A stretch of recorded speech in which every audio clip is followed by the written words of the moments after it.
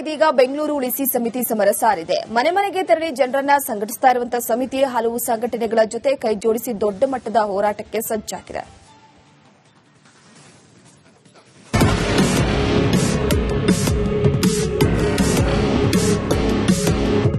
ಸರ್ಕಾರ ಮಾಡಿರೋ ಈ ಕಂಪನಿ ಕೆಲಸಕ್ಕೆ ಜನ ಅದಕ್ಕೆ ಪೆನಾಲ್ಟಿ ಕೊಡಬೇಕಾ?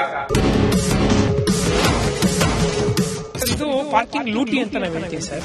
ನಾಳೆ ಇಲ್ಲಿ ಇಟ್ಕೊಂಡಿದ್ದೀನಿ, ಇದು ಜಿಪಿಎ ಜಾಗ, ಇದಕ್ಕೂ ದುಡ್ಡು ತಗೊಳ್ತಾರೆ.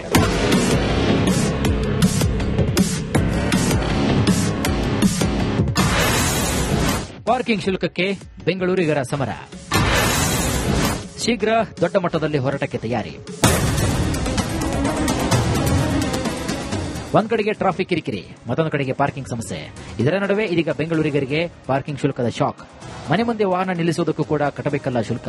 ಇದರ ವಿರುದ್ಧ ನಗರದಾದ್ಯಂತ ವಿರೋಧದ ಕಾವು ಜೋರಾಗಿದೆ.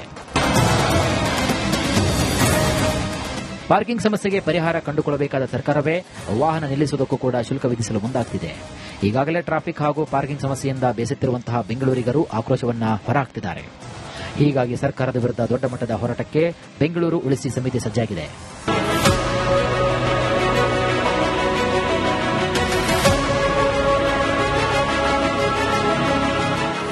ವಾಹನ ಪಾರ್ಕ್ ಮಾಡಬೇಕಂದ್ರೆ ಸರ್ಕಾರಕ್ಕೆ ವರ್ಷಕ್ಕೆ 15,000ದಿಂದ 25,000 ರೂಪಾಯಿ ಪಾವತಿಸಿ ಪರ್ಮಿಟ್ ಪಡೆಯಬೇಕಾಗುತ್ತೆ.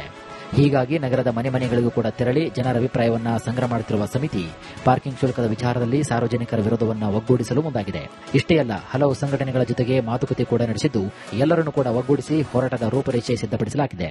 ಸರ್ಕಾರದವರು ರೋಡ್ ಮೇಲೆ ವೆಹಿಕಲ್ ನ ನಿಲ್ಸಿದ್ರೆ ನಾವು ಟ್ಯಾಕ್ಸ್ ಹಾಕ್ತಿವಿ, ರೋಡ್ ಮೇಲೆ ವೆಹಿಕಲ್ ನಿಲ್ಸಿದ್ರೆ ಪೆನಾಲ್ಟಿ ಹಾಕ್ತಿವಿ, ಮನೆ ಹತ್ರ ವೆಹಿಕಲ್ ನಿಲ್ಸಿದ್ರೆ ಪೆನಾಲ್ಟಿ ಹಾಕ್ತಿವಿ, ಮತ್ತೆ ಮಂತ್ಲಿ ಪಾಸ್ ಅನ್ನ ತಗೋಬೇಕು ಅಂತ.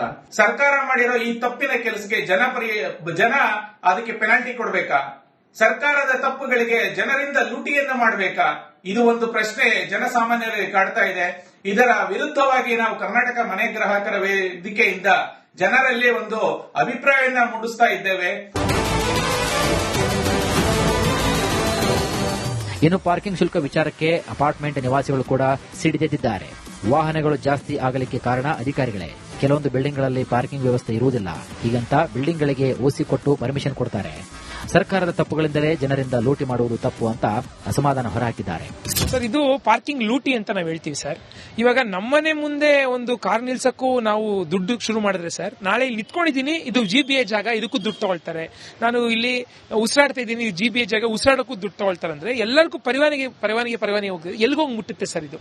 ಇವಾಗ ನೋಡಿ ಸರ್, ಇವಾಗ ನನಗೆ ಪ್ರಶ್ನೆ ಇರೋದು ಸರ್, ಇವಾಗ ತುಂಬಾ ಜನ ಕ್ಯಾಬ್ ಡ್ರೈವರ್ಸ್ ಇದನ್ನೇ ನಂಬ್ಕೊಂಡು ಜೀವನ ಮಾಡ್ತೀರಾ, ಅವ್ರ ಕಾರನ್ನು ತಗೊಂಡೋಗ್ಬಿಡ್ತೀರಾ?